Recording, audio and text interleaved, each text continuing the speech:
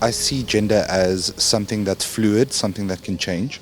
Personally, I believe that gender is related to characteristics and certain traits that people take on, and it has less to do with biology than I think society would want us to believe. Social-based constructs that are built that segregate females and males, not necessarily by sex, but, what is normal for them to do. Like women are supposed to be in the kitchen and men are supposed to be outside doing certain things. And it normally limits women. It shows inferiority towards women.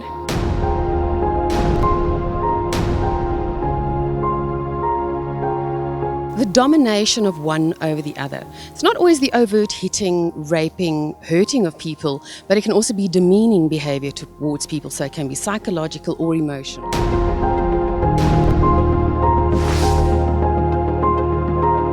Gender-based violence can happen to anyone. When there's unequal power relations between two genders. So because you're a woman or you're a man or you're a particular woman such as a lesbian or a particular man such as a gay man, and you are targeted for that very attribute. We often hear derogatory terms, for example, used for women, and that is a form of gender-based violence. In South Africa, men are traditionally given a superior role over women, so we see gender-based violence generally more towards women.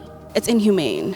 It says that you are not worthy to be respected, your dignity is not respected. So I feel like it needs to be put to an end, and we need to respect one another as individuals. If a man beats up a woman, forms of domestic violence, rape is an obvious example, and also it can be forms of psychological abuse.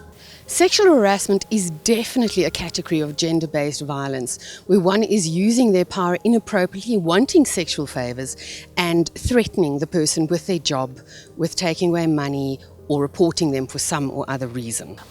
It's really when someone invades your autonomy, your agency over your own body, your right to privacy, and infringes on that.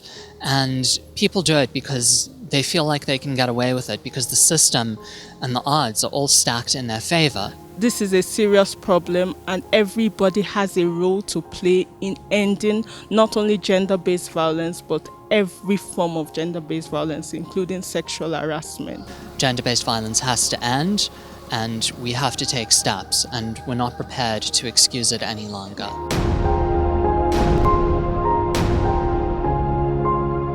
Individuals who feel they are victims of sexual harassment should speak out and seek help and guidance about what to do about it. You're not alone.